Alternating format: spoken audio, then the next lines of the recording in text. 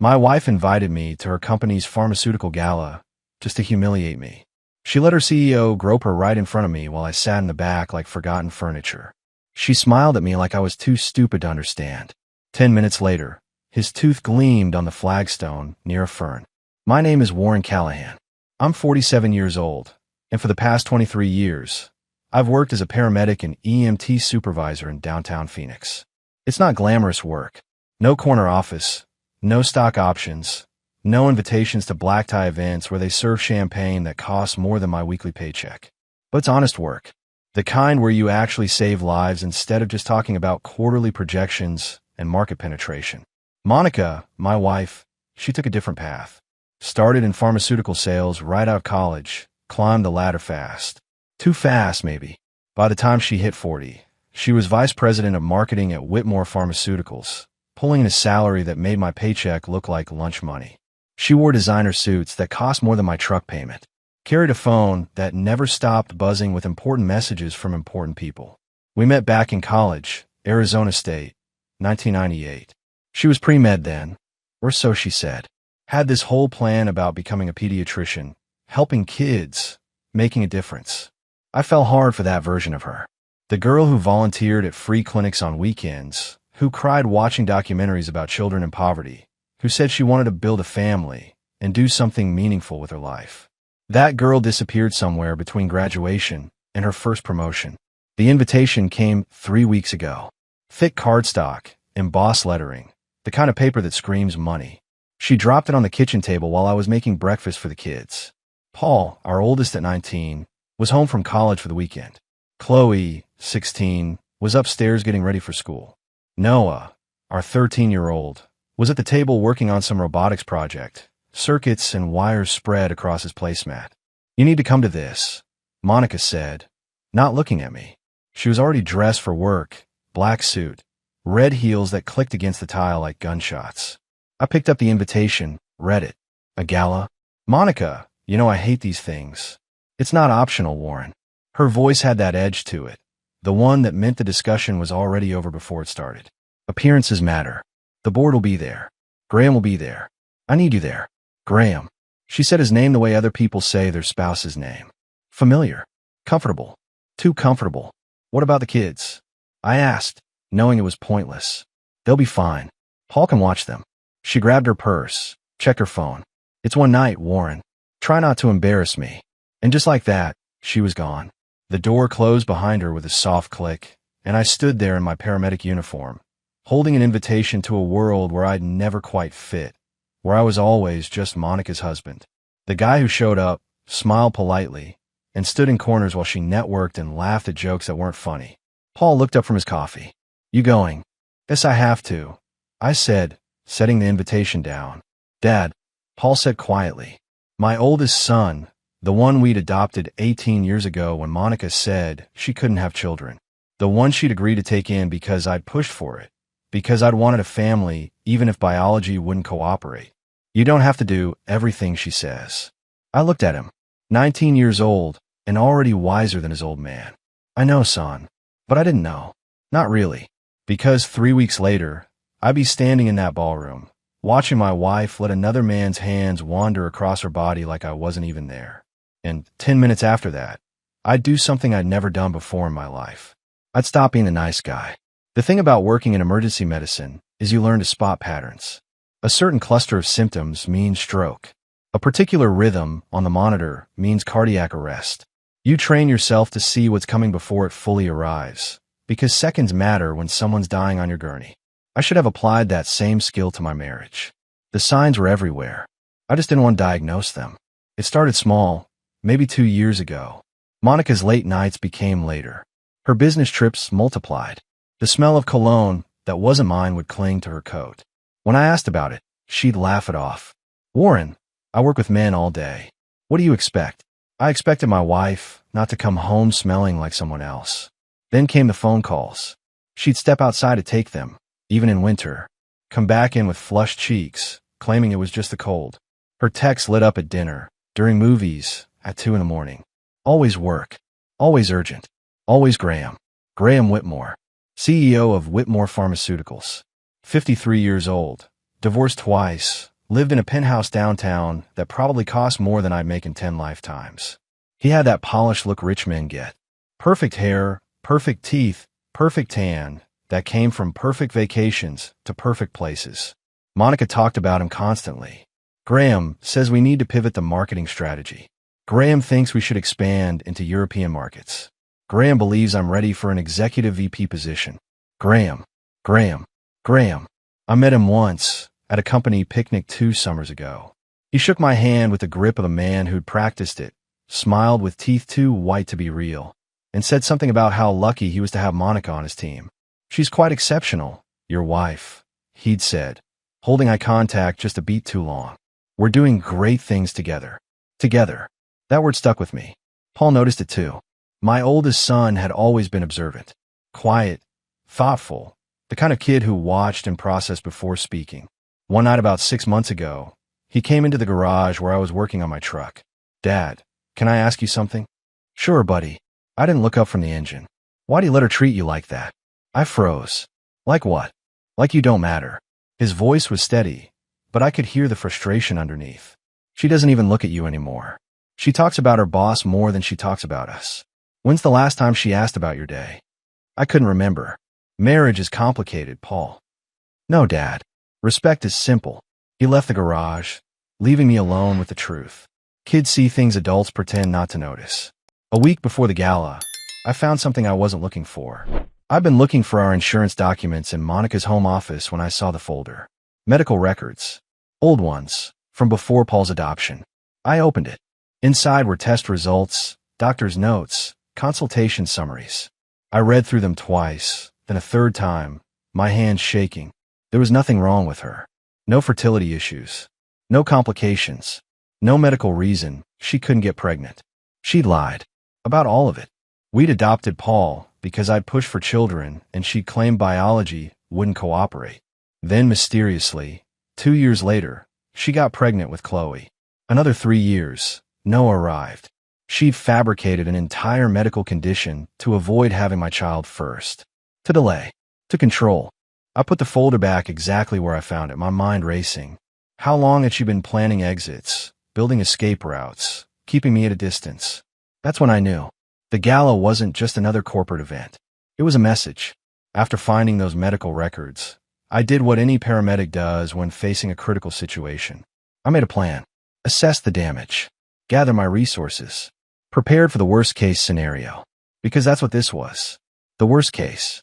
My wife had lied about being infertile to avoid having my child. She'd manipulated me into adoption, then mysteriously recovered just in time to have 2 more kids. And now she was parading her affair in front of me, like I was too stupid to notice. I couldn't confront her. Not yet. Confrontation without leverage is just noise. So I started documenting everything. I opened a separate email account under a name that wasn't mine. Took photos of the medical records with my phone. Screenshots of credit card statements showing charges at hotels I'd never stayed in, restaurants I'd never eaten at, all on nights she claimed to be working late. I checked her phone records. Found hundreds of calls to one number. Graham's personal line. Calls that lasted 30 minutes, 45 minutes, sometimes over an hour. At midnight. At 2 in the morning.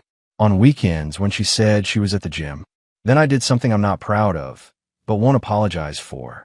I installed a tracking app on her car.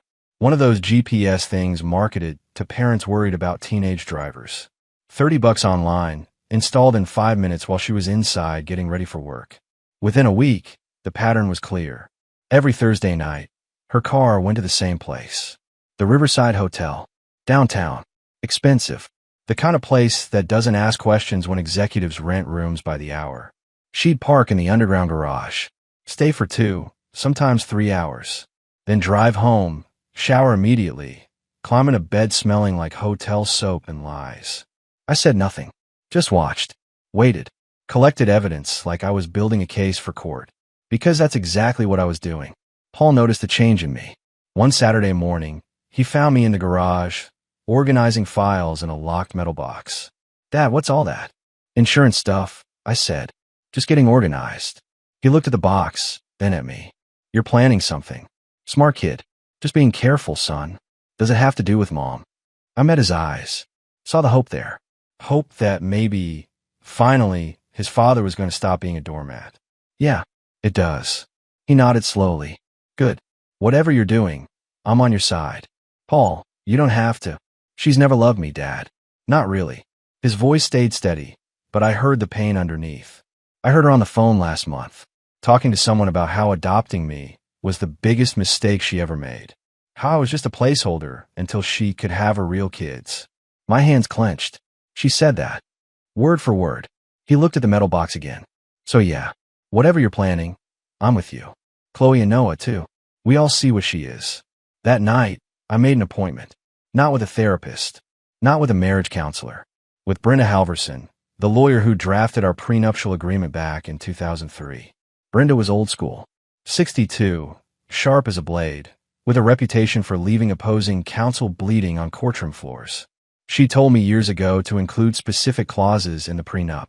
Clauses about infidelity, about public humiliation, about reputational harm. Monica had laughed at them. Called me paranoid.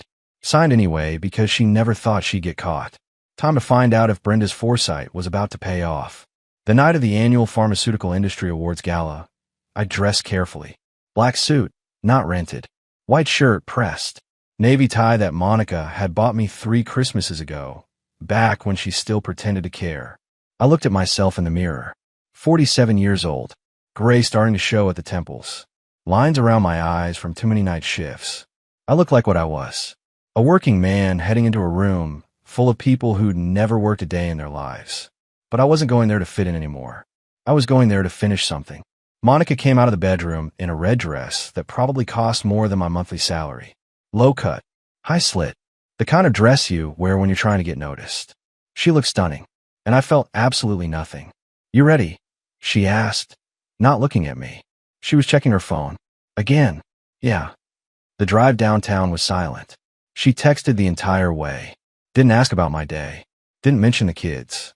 Didn't acknowledge my existence, except to tell me where to park. The Regency Hotel ballroom was exactly what I expected.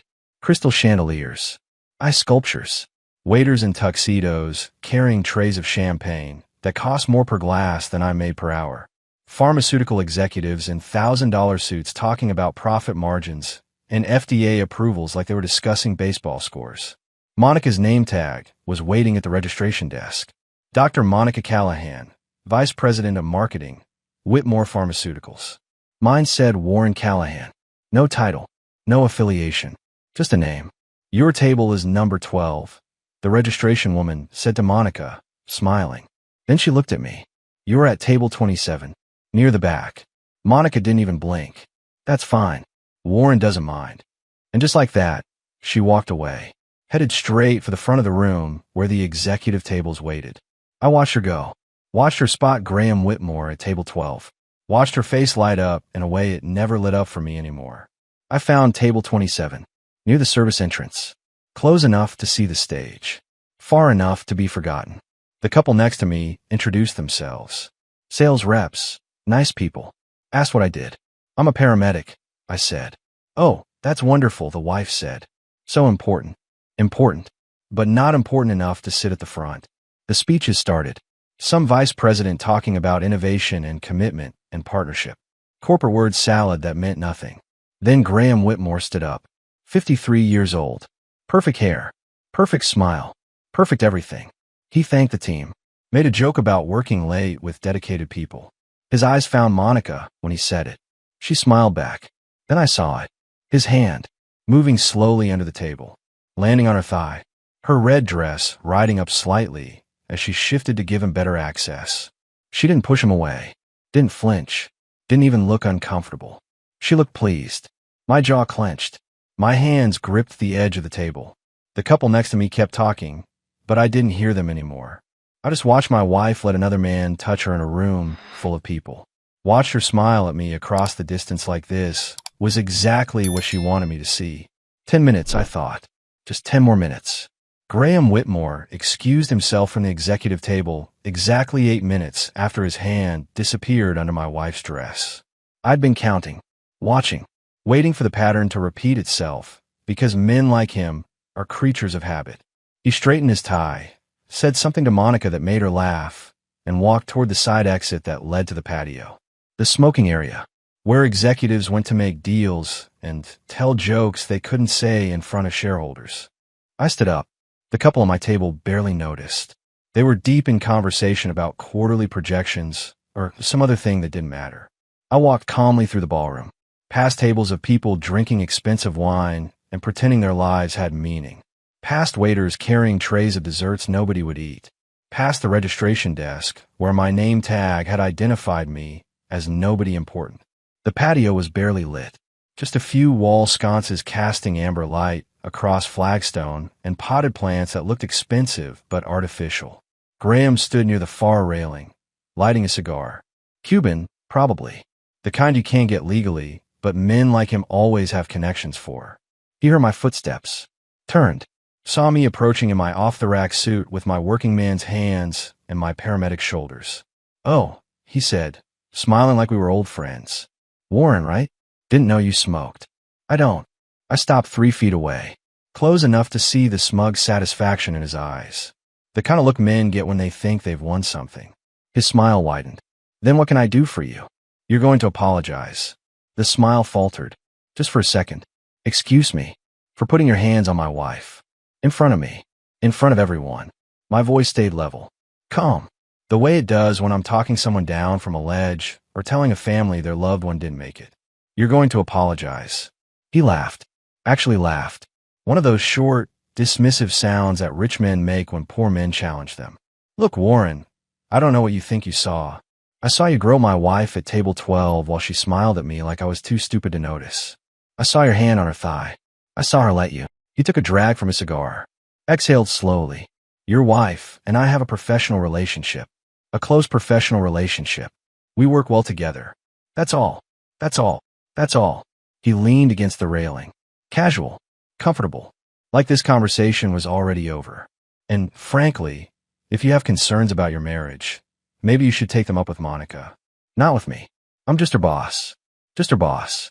The words hung there between us like smoke. "So you're not going to apologize. For what?"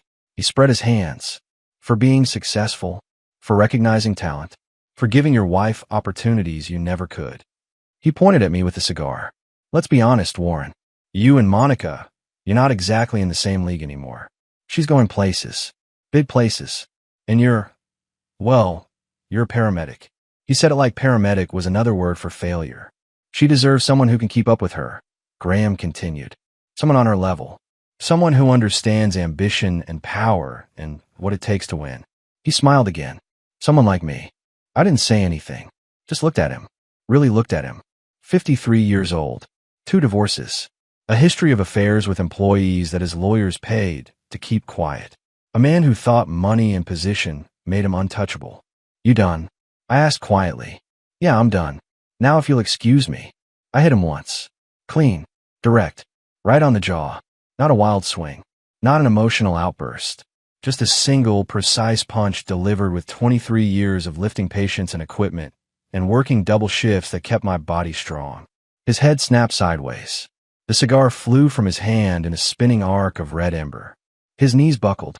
He went down hard, back slamming against the flagstone with a sound like a rug being beaten. A tooth skittered across the patio. One of his front ones. It caught the amber light, gleaming white against dark stone before rolling to a stop near a potted fern. He lay there, stunned, mouth open, blood starting to pool where the tooth used to be. His perfect smile suddenly very imperfect. I stood over him, adjusted my cuffs, looked down at the man who thought he could take my wife because he had more money and a corner office. "That's for touching her," I said, "and for thinking I wouldn't do anything about it." Then I walked back inside, left him bleeding on the patio with his Cuban cigar smoldering on the flagstone and his tooth keeping it company. I walked back in the ballroom like nothing had happened, straightened my tie, grabbed a glass of water from a passing waiter, returned to table 27, where the couple next to me was still discussing market shares and profit margins. "Everything all right?" the wife asked. "You were gone a while. Just needed some air," I said. 5 minutes later, the murmur started. Low at first, then spreading. People whispering, looking toward the patio entrance. A waiter rushed past, moving quickly toward the service area. Then Graham Whitmore appeared. He walked slowly, One hand pressed his mouth. Blood seeped between his fingers. His perfect hair was mussed. His expensive suit had dirt on the shoulders. But what caught everyone's attention was his smile. Or rather, the gap where his smile used to be. The ballroom went quiet. That special kind of silence that happens when something scandalous occurs and nobody knows how to react yet. Graham made it halfway to the executive table before hotel security intercepted him. Two men in dark suits, earpieces, the kind of security rich people pay for. They surrounded him, speaking in low, urgent tones. Monica stood up from table 12. Her face had gone pale. She looked around, scanning the room. Her eyes found me at table 27. I raised my water glass, smiled, just a little. Her expression shifted from confusion to horror to something else. Recognition, understanding, the realization that her quiet, dependable, forgettable husband had just done something unforgettable. Security escorted Graham toward the service exit. He was arguing with them, trying to explain, but his words came out slurred and wet from the missing tooth and blood. Monica grabbed her purse and followed. The ballroom erupted in whispers. Phones came out. People started texting, taking pictures, the kind of moment that spreads through corporate circles like wildfire. I finished my water, stood up, walked calmly toward the exit. Nobody stopped me. Nobody asked questions. I was just Monica Callahan's husband, the paramedic, the guy who didn't matter. Except now I did. I drove home in silence. No radio, no phone calls, just the sound of tires on pavement and the echo of Graham's head hitting flagstone. When I got home, the kids were still awake. Paul was in the living room with Chloe and Noah, watching a movie. Dad. Paul stood up when I walked in. You're back early. Where's Mom? Still at the gala, I said. He looked at me. Really looked. Saw something in my face. What happened? Nothing that didn't need to happen. Chloe turned from the TV. Is everything okay? Yeah, sweetheart. Everything's fine. I kissed the top of her head. You guys should get to bed soon. School tomorrow. Noah looked up from his robotics project. Dad, your knuckles are bleeding. I glanced down. He was right. Small splits across 2 knuckles. Nothing serious. Just evidence. Scrape them on something, I said. I'll clean them up. Paul followed me to the kitchen. Watched as I ran cold water over my hand. You hit him, Paul said. Not a question. A statement. Yeah. Good. He leaned against the counter.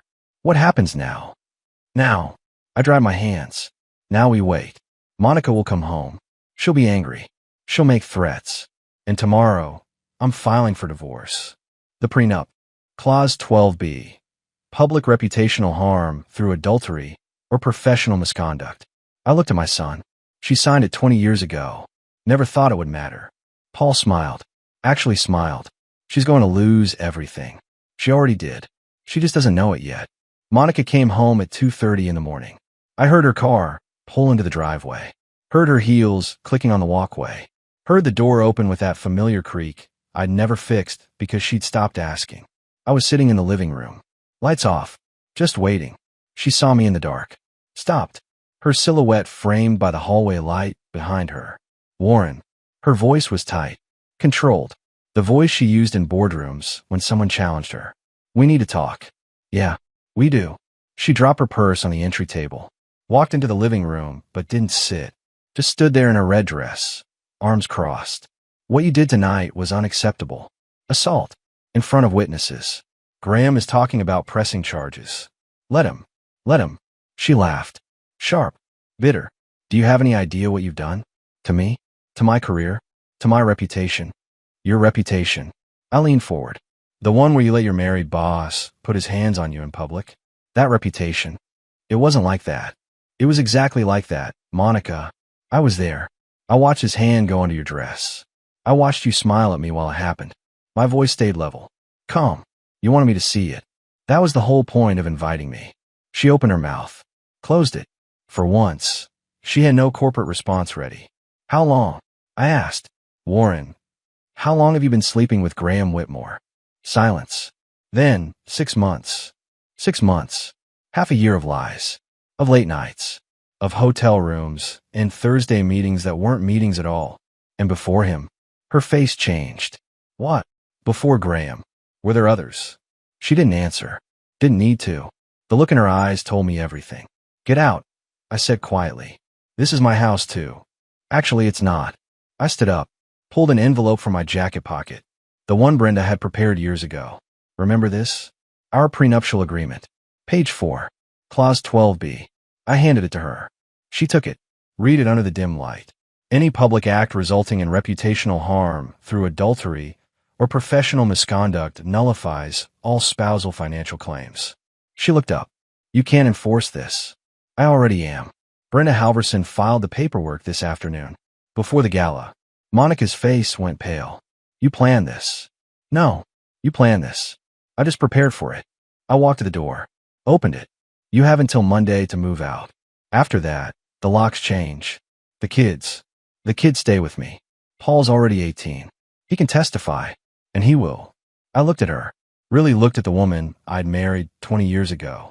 The woman who'd lied about being infertile. Who'd used our adopted son as a placeholder. Who destroyed our family for a corner office and a man with perfect teeth and no morals.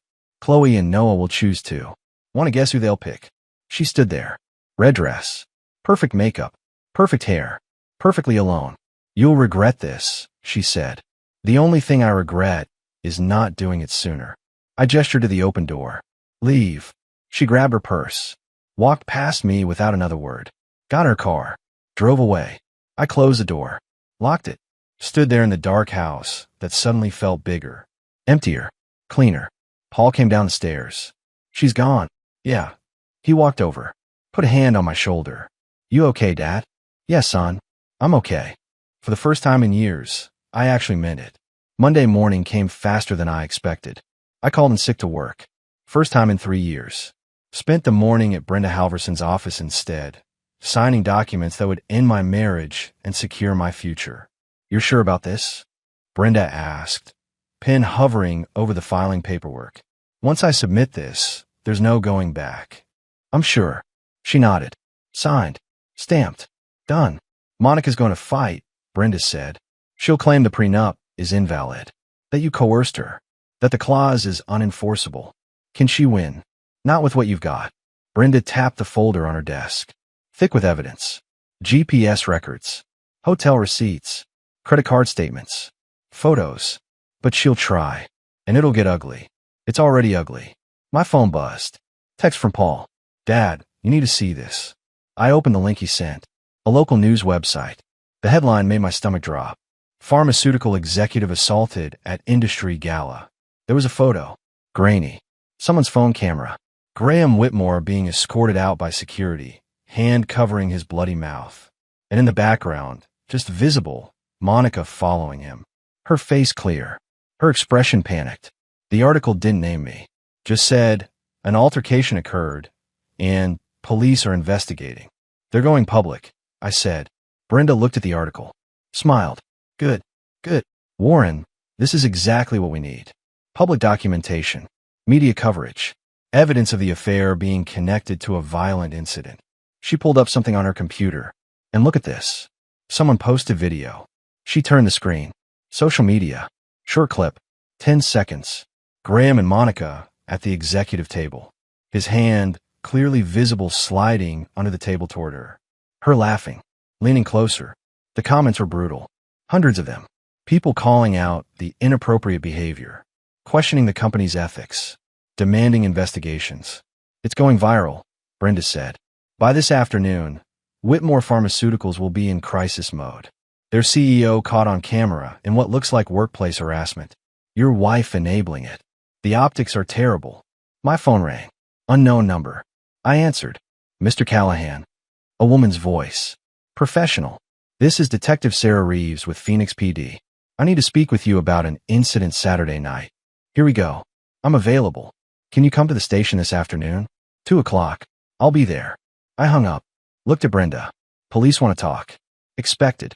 Don't say anything without me present. She started gathering files. I'm coming with you. At 1:30, my phone buzzed again. This time, a call from a number I recognized. Whitmore Pharmaceuticals. Main line. I answered. Hello. Mr. Callahan, this is Robert Stevens from Whitmore Pharmaceuticals Human Resources. Smooth voice. Practiced. We'd like to discuss Saturday's incident. Are you available for a meeting? I have a lawyer. route everything through her. Mr. Callahan, we're not looking to cause problems. We simply want to resolve this quietly. Quietly. Like how your CEO quietly had his hands on my wife at your company event. Silence on the other end. Talk to my lawyer, Brenda Halverson. You can find her number online. I hung up. Brenda was grinning. They're scared. Good. Let them be scared. At the police station, Detective Reeves was exactly what I expected. Mid-40s. Sharp eyes. 15 years of dealing with liars and truth-tellers. She led us to an interview room. Concrete walls. Metal table. Recording equipment. Mr. Callahan, can you tell me what happened Saturday night at the Regency Hotel? I looked at Brenda. She nodded. I confronted Graham Whitmore about his inappropriate behavior with my wife. He refused to apologize. I hit him once. Then I left. Witnesses say you struck him without provocation. Provocation. I pulled out my phone. Showed her the viral video. That's provocation. That's my wife. That's her boss. That's harassment caught on camera at a company event. Detective Reeves watched the video. Her expression didn't change. This doesn't justify assault. No, I said. But it explains it. She studied me. Mr. Whitmore wants to press charges. Then press them. I'm not running. I'm not hiding. I leaned forward. But before you do, you might want to ask Mr. Whitmore about his history. 2 divorces. Multiple affairs with employees. Settlements paid to keep women quiet. I've got documentation if you need it. Brenda slid a folder across the table. Pattern of behavior. All public record. Detective Reeves opened it. Read. Her jaw tightened. I'll be in touch, she said finally. We left the station. Brenda looked pleased. They won't charge you. Too messy. Too much bad publicity for Whitmore. What about Monica? What about her? Brenda smiled. She just became unemployable in pharmaceutical circles. And we haven't even started the divorce proceedings yet. My phone buzzed. Text from Chloe. Dad, Mom's crying in her car outside the house. She won't leave. I sighed. This isn't over. No, Brenda agreed. But you're winning. The divorce hearing came 8 weeks after the gala. 8 weeks of Monica trying everything. Contesting the prenup. Claiming coercion. Hiring a lawyer who charged $300 an hour to lose. Brenda destroyed him in 12 minutes. The courtroom was small. Family court. Judge Patricia Hendricks presiding. 60 years old. 20 years on the bench. No patience for games. Monica sat at the plaintiff's table in a conservative navy suit. Trying to look sympathetic. Wronged. The victim of an abusive husband who'd assaulted her boss. Brenda stood up. Your Honor, I'd like to enter exhibit video footage from the annual Pharmaceutical Industry Awards Gala, dated 8 weeks ago. The bailiff set up the screen. The video played. Crystal clear. Graham Whitmore's hand. Monica's laugh. The intimate moment. The lack of resistance. Monica's lawyer objected. This is irrelevant.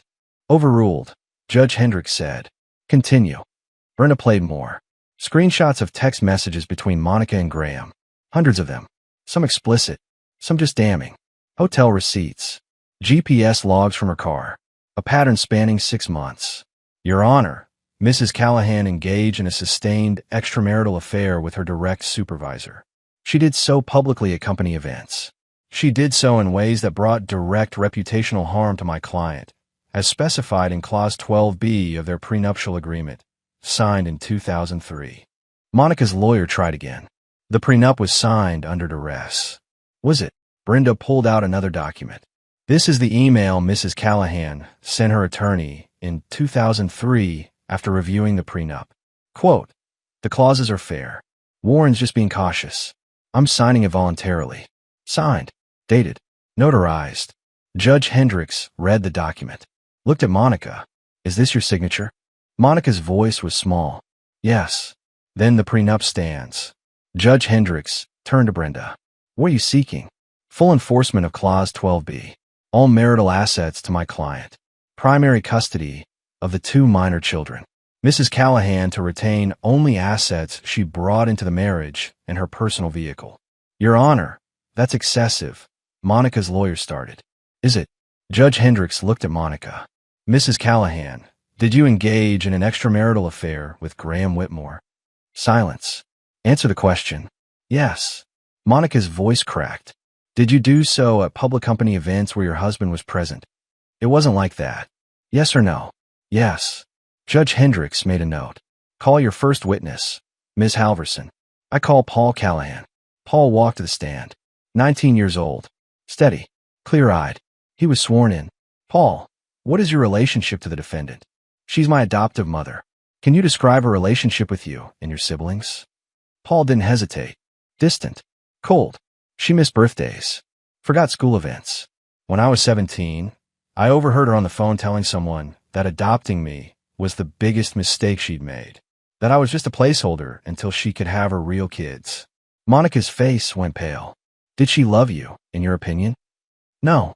She loved her career, her status, herself. She tolerated us because it looked good. Monica's lawyer jumped up. Objection, speculation. It's his experience, Your Honor, Brenda said calmly. He's allowed to testify to that. Overruled. Continue. Paul's testimony lasted 20 minutes. Every word calm. Factual.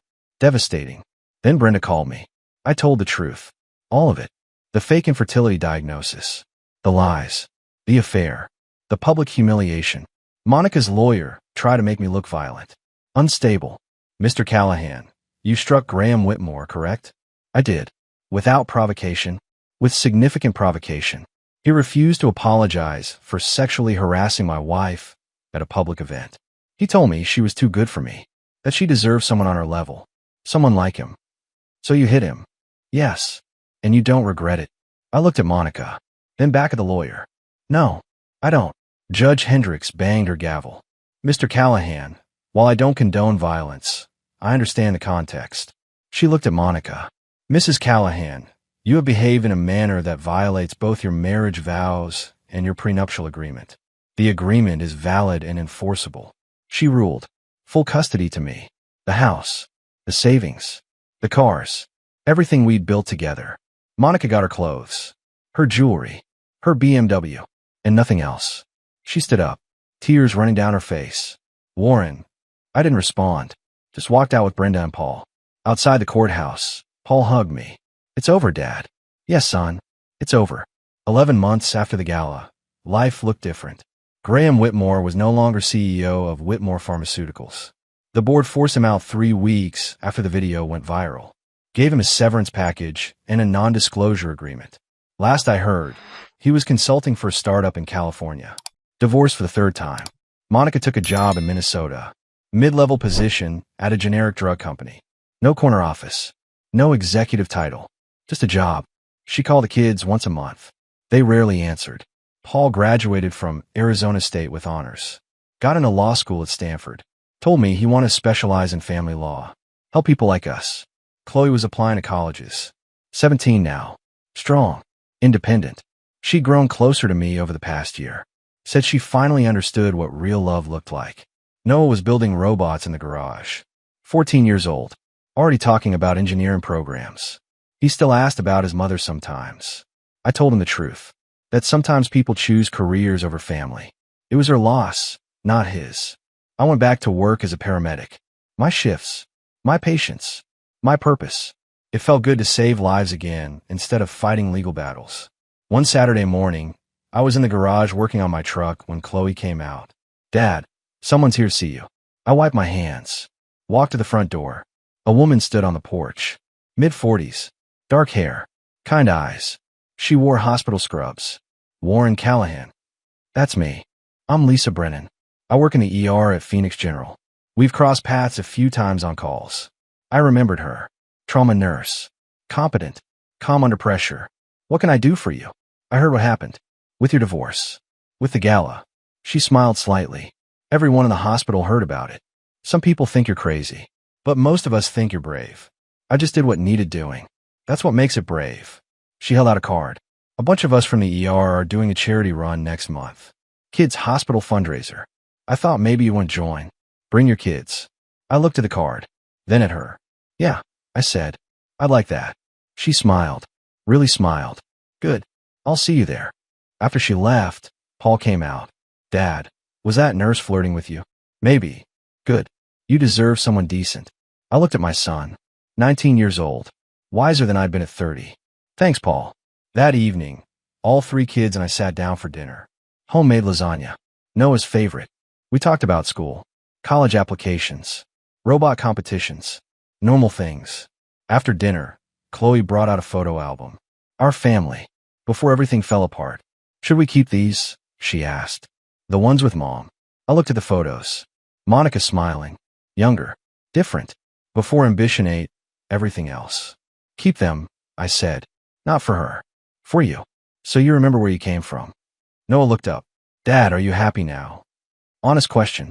Deserved an honest answer. Yeah, buddy. I am. And I was. My marriage was over. My ex-wife had chosen status over family.